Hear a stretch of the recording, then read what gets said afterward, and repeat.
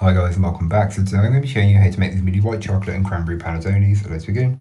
To get started on the recipe, you'll want to make the dough. So grab yourself a large clean mixing bowl, and into your mixing bowl place in your flour. So I'm using strong white bread flour. Add in your salt and mix the two together until they are fully combined. Mix, it'll only take a couple of seconds, but just mix until it's fully incorporated. Then you can go ahead and add in the rest of the ingredients, which are the yeast, the milk with the vanilla, then your eggs.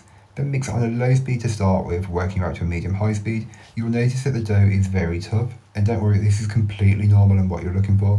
It looks like it's not coming together. That's a good sign. That's what you're looking for with this recipe. You can then place into a lightly oiled bowl, cover with cling film and leave to ferment. I will leave all that time and information in the blog post, which will be linked down below. Then into another bowl, which is a smaller mixing bowl, you can add in your sugar and egg and whisk them together until they are fully incorporated. And I'm not talking just a little bit, but I'm talking fully, so it should almost be like a ribbon stage, like you're making a Swiss roll or something like that. After your dough has fermented, you can take the cling film off and add in the sugar and egg mixture, and just then mix this on a low speed to start with, working up to a medium-high speed, just until that has been fully incorporated into the dough. It does look a bit messy to start with, but once it's incorporated, it does start to pull away from the bowl. But remember, this is an enriched dough, so it won't fully.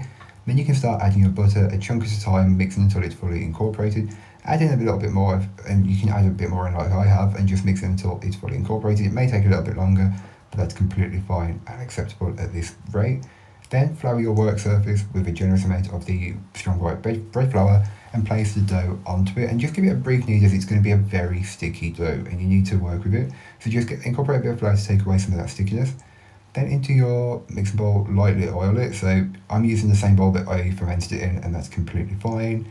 Place the dough back into the dough back into the bowl, and then cover with cling film, and again, prove.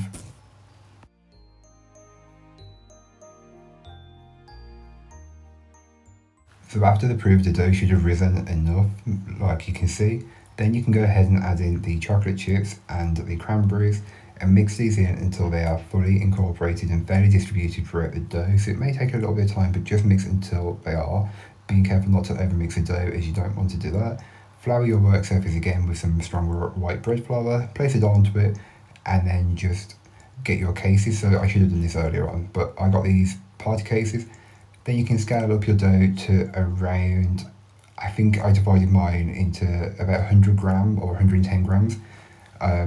You'll have to check the video, I'm not 100% sure, but I will leave it in the blog post as well. So scale the dough and make sure you've got all of your dough scaled up. Cover with cling film so the dough doesn't skin over, but I was working pretty quickly this day, so it didn't really happen. Ball your dough up into a smooth ball shape, or as smooth as possible, because the chocolate chips and the cranberries will prevent it from being smooth. Then place into your paper cups. Again, if you've got silicone cups, you can use those as well, but I'm using paper cups on this occasion. Just repeat the process until you have all of your panettones done.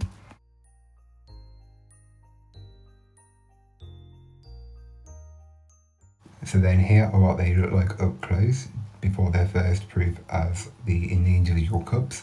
You'll want to just cover loosely with cling film and then place somewhere warm until they have risen to the top of the cup. And this is how my measurement, but feel free to check out the recipes if you are looking for a more accurate result, but this is what has worked for me. Remove the cling film once it reaches the top. It should dome a little bit, and that's completely normal. But before you finish them off and place them into the oven, you'll want to just brush the tops of them over with some egg wash.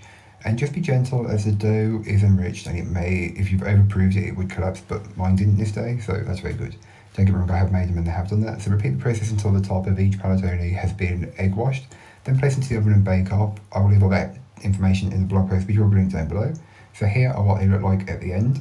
But that's all for today. I hope you enjoyed. If you did, don't forget to like, comment, and subscribe for more from me. And I'll be back again very soon with another recipe, so join me then. In the meanwhile, don't forget to check out the description. There'll be a link to this recipe, a link to my blog, and links to my social medias. But that's all for today. I hope you enjoyed. Bye, guys.